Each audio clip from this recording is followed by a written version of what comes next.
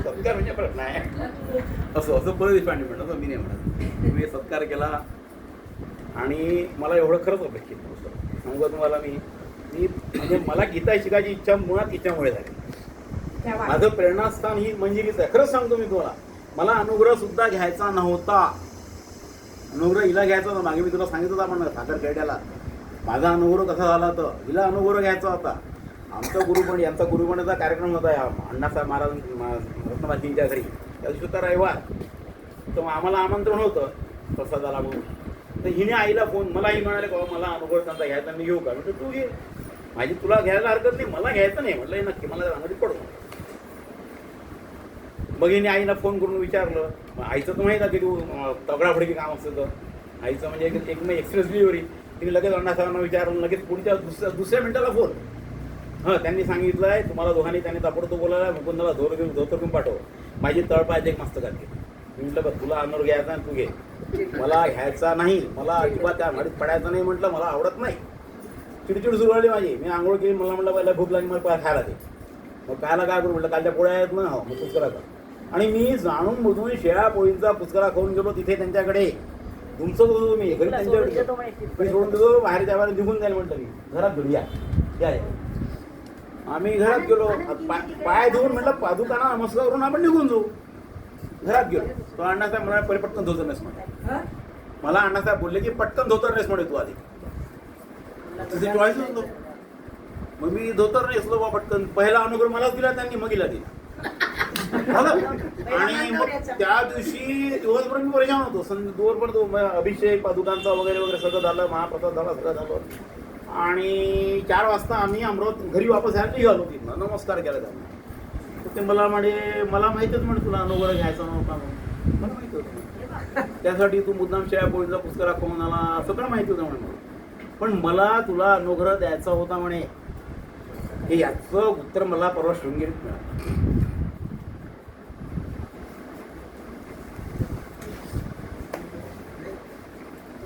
काय गुरु असते.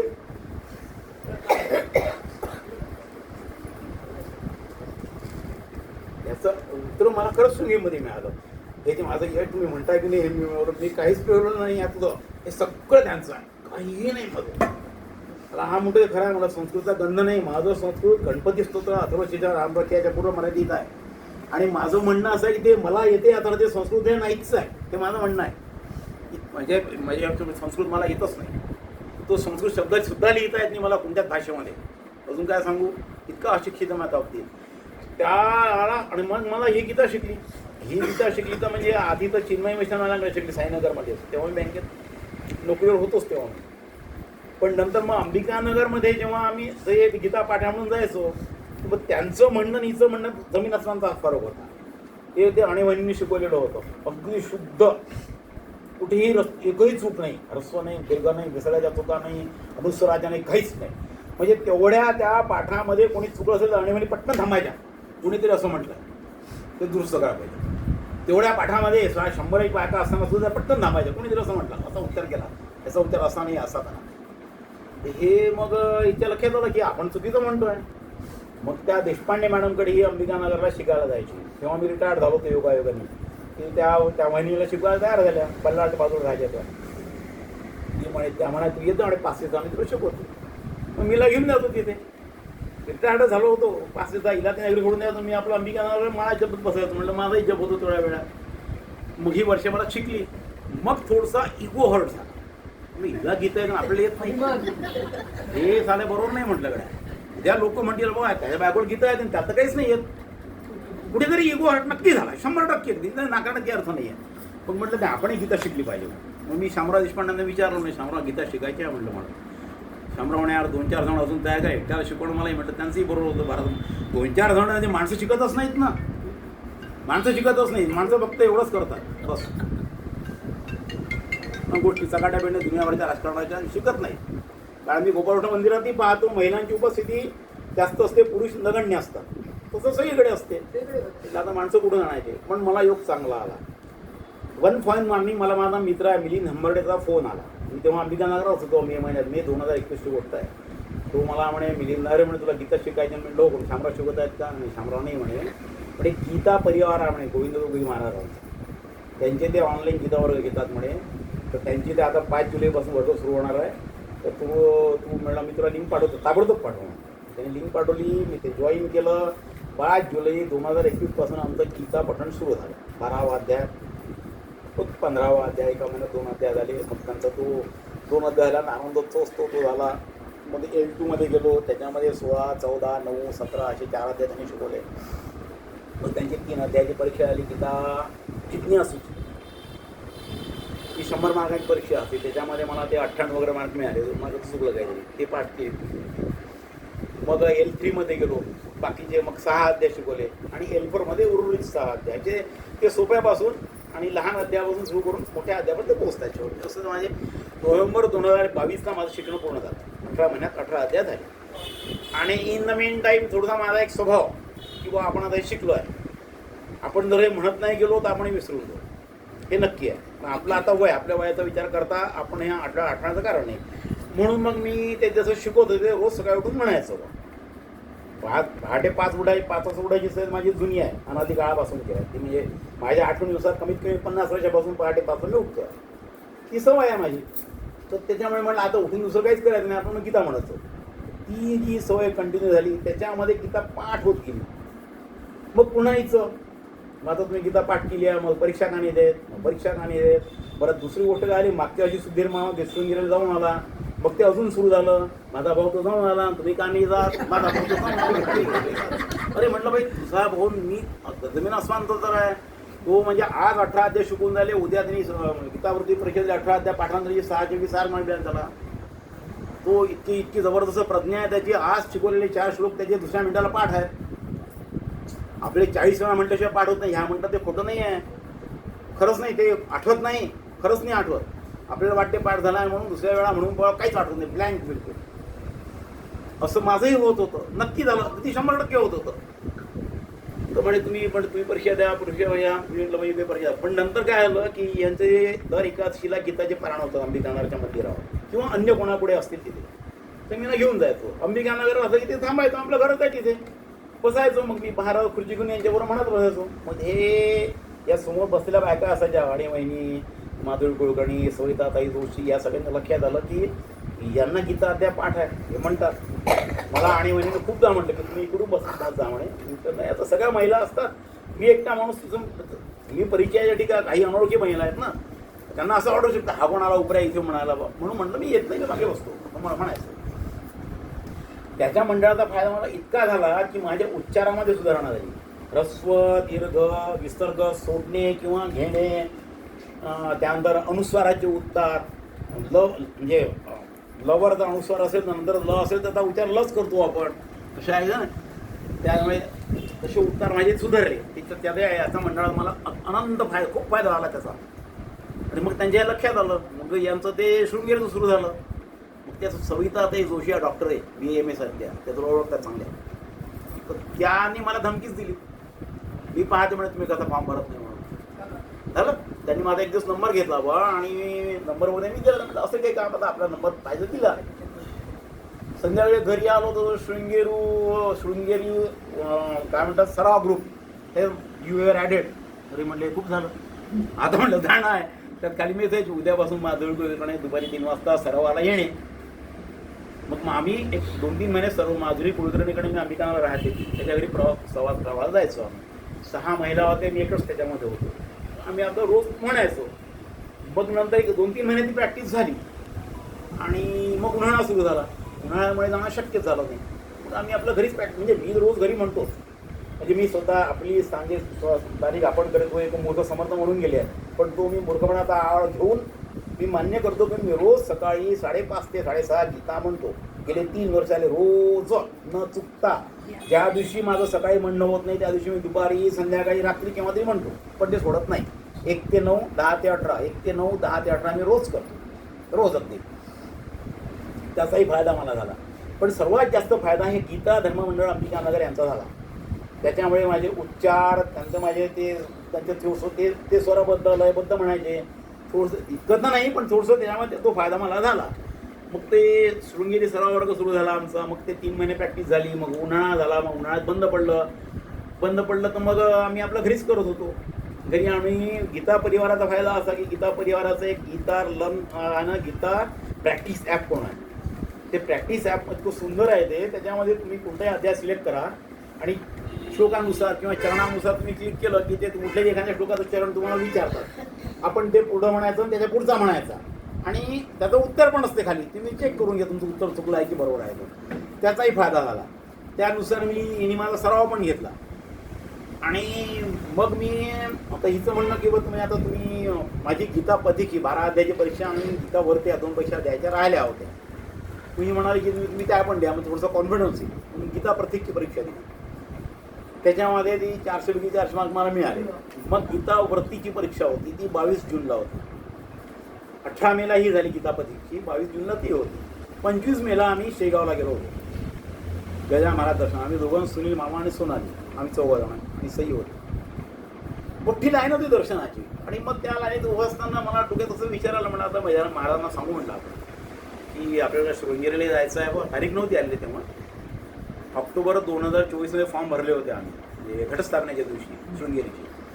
आणि साधारणपणे 1-1.5 वर्ष लागतो बा. त्यामुळे आम्ही समजून होतो आपल्याला 2026 केव्हा तरी आपण नंबर लागेल याच्यात आम्ही होतो सगळेजण. आणि म्हणलं आपण गजानन महाराज शेवांना सांगू महाराजांना की बा तुम्ही मला गीतापती गोष्टीने त्रास करून घेतला आहे, तर मला गीतावरती आहे आणि शृंगेरीला पण जायची इच्छा आहे. तर बाकी तुम्ही पुढचं सांगा तुम्हाला काय करायचं. मी माझ्याकडून 100% द्यायचा प्रयत्न मी करेन, बाकी तुम्ही पण. असं डोक्यात विचार आला होता. आणि मग दर्शनाला समाधी बाहेर डोकं ठेवलं त्या पादुकांवर, तेव्हा हे उच्चारलं मी की बाबा मला असं असं आहे. तसं मी बाहेर आलो. आम्ही दर्शन महाप्रसादवर घेतला. संध्याकाळी 7-7:30 अमरावतीत वापस आल्यानंतर दिवसभरात पाहिल्यानंतर मोबाईल पाहिला तर शृंगेरी सराव वर्गावर 50 मेसेजेस होते. 50-52 पण एवढे मेसेजेस काय आहे तर त्यात ते दिसते तारीख. शृंगेरी मठ 10 जूनला आपल्याला जायचं आहे, 9 जूनला 10 वाजेपर्यंत पोहोचायचं आहे शृंगेरी. 25 मे 2024, 25ची गोष्ट, 15 दिवस हाताची. अरे बापरे. मग धाव जाणार म्हटलं गजा मला एवढ्या लवकर आपलं ॲक्च्युली माहितीच नव्हतं. हे ते खूपच झालं म्हटलं. म्हणलं याचा अर्थ महाराजांची इच्छा अशी आहे म्हटलं की आधी शृंगेरी मग गीतावरती, मग पुढचं पाहू. पहिले शृंगेरी. मग तिथे त्यांची मिटिंग झाली त्या दिवशी माधुरी कुलकर्णीच्या घरी. मी त्यांना टाकून द्या मेसेज. म्हटलं मी ते शेगावला गेलो होतो, आत्ता आलो, आत्ता मेसेज पाहिला, उद्या भेटतो. दुसऱ्या दिवशी आमच्या महाराजांची पुण्यतिथी होती, पालखे महाराज. अमावस्या होती, वैशाख अमावस्या. आणि भैयाचा रत्नवाळकडे गेलो. पूजा ते सगळं झालं, प्रसाद येतं. आणि मग दुपारी आम्ही माधुरी कुलकर्णी आम्ही दोघंही गेलो. आम्ही दोघं अजून बाकीच्या आल्या होत्या. आणि मग म्हटलं कसं ठरवायचं, कसं जायचं वगैरे वगैरे. तर त्या मला म्हणे आम्ही आमची गाडी ठरवली म्हणे 9 जणांची, 5 जणांची. आम्ही ते टाटा विंगर ठरवली आहे म्हणे. आम्ही असं गृहीत धरलं तुम्ही विमाने जाणार. म्हटलं तर आपलं बोलणं नाही, काही नाही. विगत विमाने जाणार म्हटलं. मला काही संबंधच नाही म्हटलं कुठे काही. मी काय म्हटलं VIP थोडी जाय म्हटलं, आपण सोबत जाऊ म्हटलं. नाही म्हणे आम्ही आमचं ठरवलं आहे. म्हटलं ठीक आहे. मग आम्ही 5 तारखेला पुण्याला जातोच आहे म्हटलं. आम्ही पुण्याहून गाडी करून येतो म्हटलं. आम्ही दोघं आणि वहिनी येणार होत्या, त्यांना घेऊन होतो. आणि ते एक माधुरी मुंगसे आमच्याबरोबर ती त्या सरावामध्ये त्या ग्रुपमध्ये होती, ती पण पुण्याला होती. आम्ही म्हटलं आम्ही 4 जण गाडी करून येतो म्हटलं पुण्यावर, असं आमचं ठरलं. त्यानंतर नेक्स्ट संडे पुन्हा मिटिंग झाली तिच्या घरी माधुरी कुलकर्णीकडे. मग त्याच्यामध्ये बदल असे झाले होते की यांना काढले हणीवहिनी यांच्याबरोबर येणार वा. मग ते त्यांचाही थोडंसं इगो हट झाला. अरे हणीवहिनी यांच्याबरोबर येणार म्हणजे असं नाही. आपण यांना आधी आम्ही म्हटलं होतं बरं की तुम्ही पुण्याला या, आपण पुण्याहून गाडी करू. पुण्याहून सगळं सोबत एक 12-15 तासाची जर्नी आहे पुणे शृंगेरी, त्रास कमी होईल. एका हॉल्टमध्ये काम होतं. नाही आमचं ठरलं आहे म्हणे आम्ही आता अमरावती निघू, सोलापूरला थांबू, सोलापूरहून विसर्जन करू, शिवमेघाला थांबू. तिथून मग 9 तारखेला सकाळी निघून आम्ही 10 वाजेपर्यंत शृंगेरीला पोहोचू असं आमचं. ठीक आहे. मग आम्ही म्हटलं पुण्याहून निघतो म्हटलं आम्ही 8 तारखेला. संध्याकाळी मुक्काम करून म्हटलं कुठेतरी उडुपी शिवमोगा कुठेतरी 9 तारखेला तिथे पोहोचू. आम्ही पोहोचतो म्हटलं. आम्ही ठरवलं. मग ते पुन्हा म्हणे म्हणे आता आम्ही हे ज्या बायका येणार होत्या यांचे नवरे पण येणार होते यांच्यावर.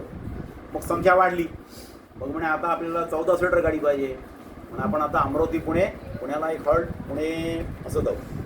ठीक आहे म्हटलं काय हरकत नाही. पुण्याला मुक्काम कुठे करायचं म्हटलं पुण्याला माझ्याही घरी मुक्काम करू शकता. आणि वहिनींचाही मेसेज होता की माझ्याकडे तुम्ही येऊ शकता म्हणून. असं सगळ्यांचं ठरलं होतं. मग दिवसभर त्या दिवशी दुपारी 3 ते संध्याकाळी 7-7:30 पर्यंत माधुरी उठून आम्ही सगळे बसलो होतो.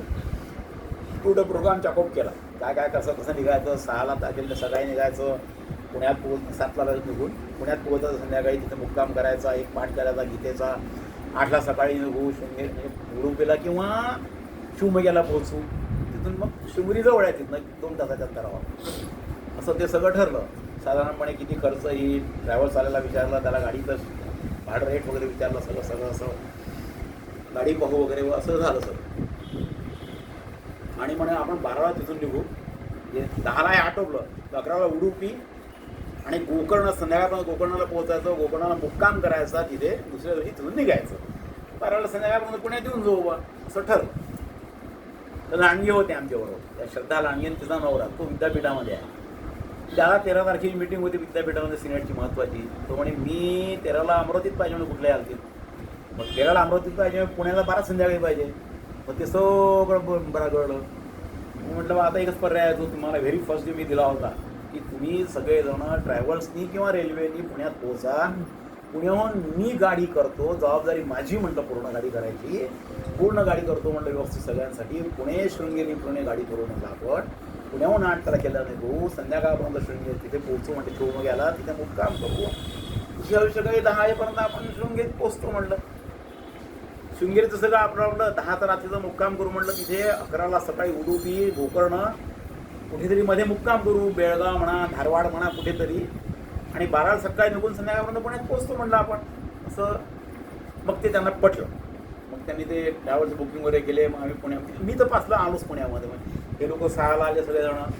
त्यांनी त्या आणेवाणीकडे तिथं पाठ वगैरे केले. तर आणेवाणीने पुन्हा त्या बारीक त्यांनी पूर्ण परीक्षा घेतली सगळ्यांची त्यांची गाडी. आणि मग आम्ही 8ला सकाळी निघालो. 8ला सकाळी माझ्याकडे 5ला गाडी आली. तिथून आम्ही वाकडला त्यांना घेतलं, तिथून बालेवाडीमध्ये सवाऱ्या घेतल्या, तिथून मग त्या सनसिटी त्या सिंहगड रोडला तिथे बघायला सवाऱ्या आणि मार्गी लागलो. तर जाताना पूर्ण शृंगेरी येईपर्यंत गाडीत फक्त आणि फक्त गीता होती.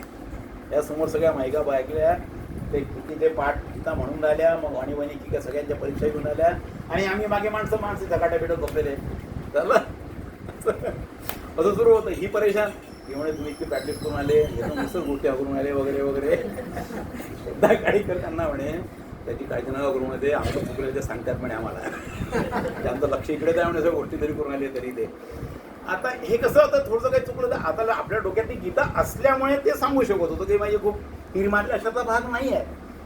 शृंगेरीत पोहोचलो आम्ही बरोबर 10 तारखेला सकाळी 9:30 पावणे 10 तिथे पोहोचतो शृंगेरीमध्ये. मग ते बुकिंग करायला गेलो. आता ते परीक्षार्थी करता आणि त्यांच्याबरोबर एका व्यक्तीला त्यांना ॲटपार राहण्याची व्यवस्था असते 2 दिवस तिथे. त्यामुळे आमची 9 आणि 10 ही व्यवस्था त्यांच्याकडे होती. मग आम्ही गेलो रूम बुक करायला. आम्ही म्हटलं आम्ही 14 जण आहोत. म्हटलं आम्ही 7 जण परीक्षार्थी आहे आणि एक असिस्टंट 14 जण आहे. आम्हाला त्यांनी 4 रूम दिल्या. 4 रूमचं बुकिंग वगैरे केलं आम्ही. आमच्या रूमला सामान ठेवलं आणि आम्ही मग आमच्या रजिस्ट्रेशन करते. तिथे गेल्यानंतर रजिस्ट्रेशन करावं लागते पुन्हा. त्यांना ते फॉर्म, त्यांच्या त्या लिस्ट असतात, त्यांची लिस्ट पाहिली. आम्ही अमरावतीहून आलो, ते नाव पाहिले, नाव टीका केल्या आणि ते फॉर्म दिला आम्हाला त्यांनी भरायला. त्यामध्ये एक बँकेचा फॉर्म असतो, त्याला तुमचं आधार कार्ड, बँकेचं चेक, कॅन्सल केलेला चेक किंवा पासबुकची झेरॉक्स, फ्रंट पेजची, त्यांना ते अकाउंट नंबर IFSC कोडसारखे असं पाहिजे असतं. ते सगळं दिलं. ते झालं आणि त्याने सांगितलं शाम को 5 बजे यहाँ पे फिर से आने का है, आपको बैच को कौन सी बैच में आपका नंबर है बताएंगे. 5 वाजता पुन्हा तिथे गेलो.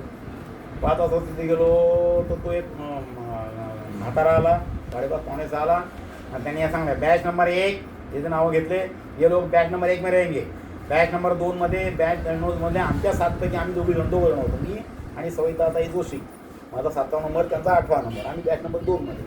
बॅच नंबर 3मध्ये माधुरी कुलकर्णी, श्रद्धा लांडगे आणि अनिता राहाळकर आमच्या ग्रुपमधल्या, त्या 8मध्ये. बॅच नंबर 5मध्ये श्रद्धा काळीकर एकटी होती आणि माधुरी मुंगसेचा त्यांचा फॉर्म उशिरा दिला गेल्यामुळं तर त्यांनी त्या झेरॉक्स नव्हती आणली आधारची आणि पासबुकची. ती आणायला मग मी गेलो, वेळ लागला त्याला.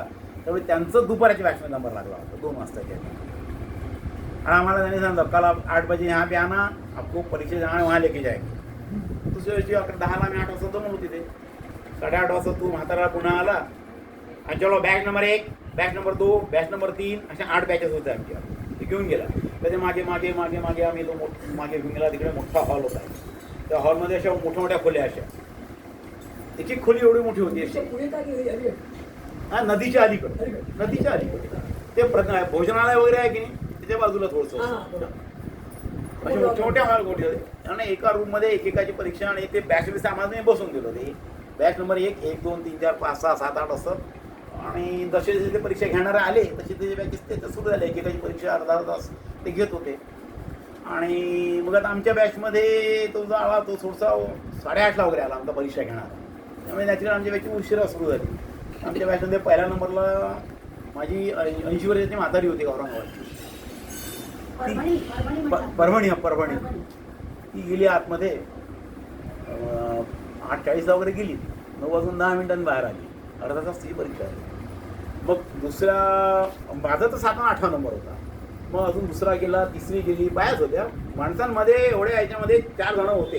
एक मी होतो, एक 8 वर्षाचा स्वप्नील पाठीक होता, एक त्याच्याच बॅचमध्ये एक तरुण पोरगा होता 20-22 वर्षाचा आणि बॅच नंबर 1 मध्ये एक तरुण पोरगा होता. हे 4 माणसं, बाकी सगळ्या महिला. ते झालं आणि मग बाहेर अशी बातमी आली की ते प्रार्थना पण विचारतायत म्हणून. मी प्रार्थना केलीच नाही. झालं मग हे त्यांच्या त्या आमचा जो श्रृंगेरी सराव ग्रुप होता त्याच्यावर गेले प्रार्थना विचारतायत. तिला प्रार्थना विचारतात ही परेशान इकडे तर यांना प्रार्थना विचारायचं गेले म्हणे कामात यांना प्रार्थना येत नाही. बरं माझ्या बाजूला 2 बाया होत्या माझ्या आधीच्या 5 आणि 6 नंबरला. त्यांनी प्रार्थना म्हणल्या लगेच पुस्तक काढून ते आपला प्रार्थना पार्थाय प्रबोधिता वगैरे तसं मी म्हणतो त्यांना म्हणतो तुम्ही आता हे तुम्ही प्रार्थना मी ते विचारतात म्हणे. म्हणजे हो ते विचारतात ठीक आहे पण आता पाठवेल का म्हणलं मी पाठणी होणार म्हटलं मग का उपयोग आहे म्हणजे तुम्हाला येते का म्हटलं मला नाही येत. मग विचारले तुम्ही सांगितलं ना मी प्रार्थना नाही केली बुवा खरंच नाहीच केली ना म्हटलं मी काही प्रश्नच नाही. बाकी म्हणतात आता गुरु पाहतील म्हटलं काय मी केली नाही सत्य आहे म्हटलं मी प्रार्थना केली नाही नक्की आहे मला येत नाही. बरं 11:45 वाजता माझा नंबर लागला. माझ्यानंतर मग त्या सविता जोशी म्हणलं आता यांचा असा वगैरे लागतो. पण त्यांनी आधीच्या बॅचमध्ये जे गुरुजी रिकामे झाले होते त्यांचे झाले होते तर त्यांना बोलावलं. त्यामुळे सविताताई जोशी एका रूममध्ये दुसऱ्या रूममध्ये मी आतमध्ये गेलो आसन टाकलं माझं त्यांना नमस्कार बसलो.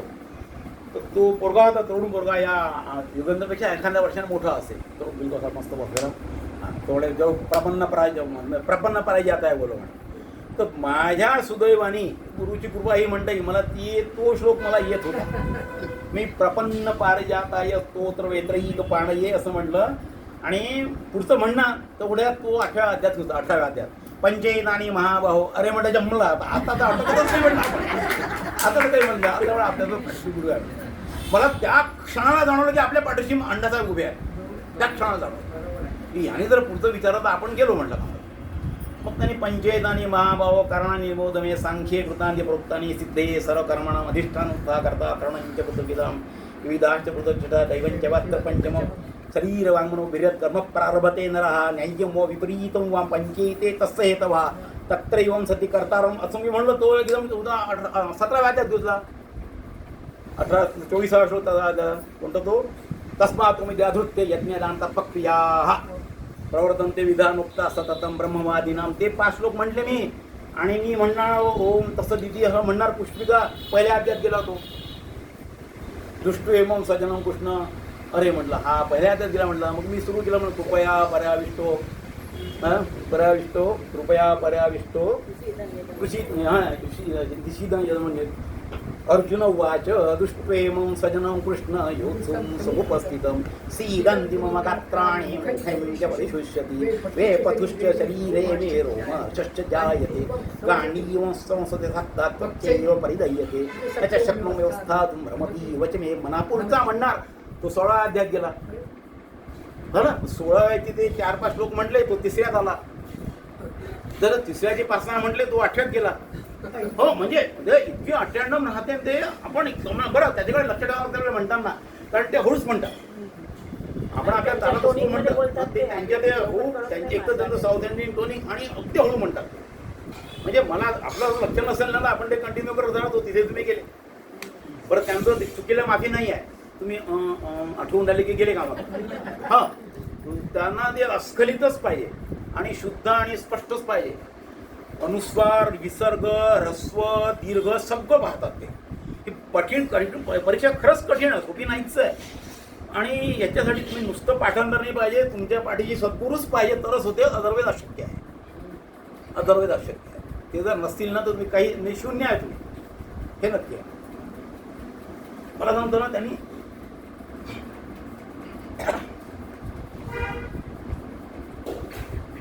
त्या मुवमेंटला जाणवलं की आपण म्हणतच नाही यावं, आपण म्हणत नाही आहे, हे महाराज आहे ते म्हणतात. म्हणजे निमित्त मात्र भवस्वभाव झाली नाही, ते खरंच आहे, खोटं नाही आहे ते. तर निमित्त आपण बघितलं सगळं ते करणार. तुमची तयारी पाहिजे, फक्त बस तुमची तयारी पाहिजे. ती तयारी तुम्ही करा, मनापासून करा, तर ते शक्य. आणि त्यांचा आशीर्वाद त्याच्याशिवाय तर अशक्यच आहे रे. म्हणजे मी गजानन महाराजांना म्हणावं त्यांनी मला लगेच शृंगेरीला पाठवा, सोपं आहे काय मला सांग बरं. लगेच विदिन 15 days 25 तारखेला मी त्यांना म्हणतोय की मला असं शृंगेरीचा फॉर्म भरला, अजून तारीख आली नाही. 22 जूनला माझी गीतावरतीची परीक्षा आहे. त्यांनी 10 जूनलाच मला शृंगेरीला पाठवून द्यावं. तू सांगा बरं. म्हणजे आमची काहीच नाही. गीता मी रोज म्हणत होतो, तो म्हणणं हा वेगळा भाग आहे, परीक्षेची तयारी करणं हा वेगळा भाग आहे, आणि त्यांनी तुमच्या पाठीची असणं हा तो वेगळाच भाग आहे. मी म्हणतच नव्हतो, तिथे तेच म्हणत होते. बस मी होतो फक्त, बस म्हणणारे तेच होते, मी नव्हतोच.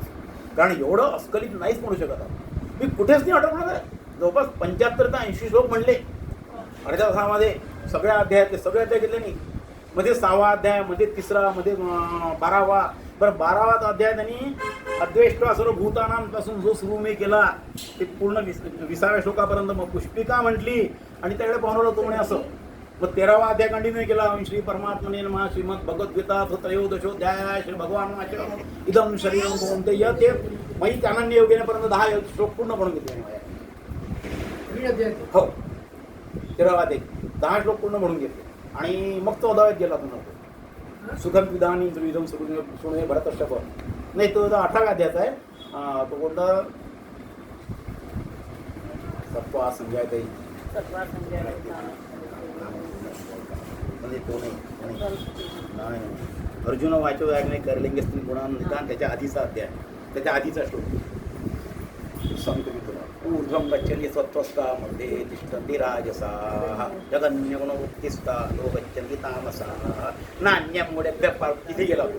नान्यं मुडेभ्यः कर्तार यदा दष्टमुपश्यति गुणेभ्यश्च परं व्यक्ती मद्भावं सोऽधिगच्छति. हे पाहतात ते अरोग्रह सुद्धा. तुम्ही सोऽधिगच्छति म्हणले की गेले, अवग्रह आहे तिथे. ते चेक करतात ते. हो, ते टीका मारत होता तो टीका मारत होता सोऽधिगच्छति. हां. मग अर्जुन वाच हे ते मध्ये कुठे श्लोक विचारतो ना आपल्याला. ते मला कधी तिसरा अथक्येन प्रयुक्त विचारलं. मी जर तो कंटिन्यू केला असं मी गेलो होतो. अर्जुन वाच म्हणावं लागते पहिले, कारण तो श्लोक अर्जुन वाच आहे ना. अर्जुन वाच हे माहीत पाहिजे आपल्याला. हां. अथक्येन प्रयोक्तो यम पापेंचरति पुरुषः अनिच्छन् विवार्ष्णेय बला दिवनियोजितः. श्री भगवान वाच. इथून त्यांना ते आवश्यक आहे म्हणणं. ते कुठूनही विचारतात, तुम्हाला काहीही विचारू शकतात.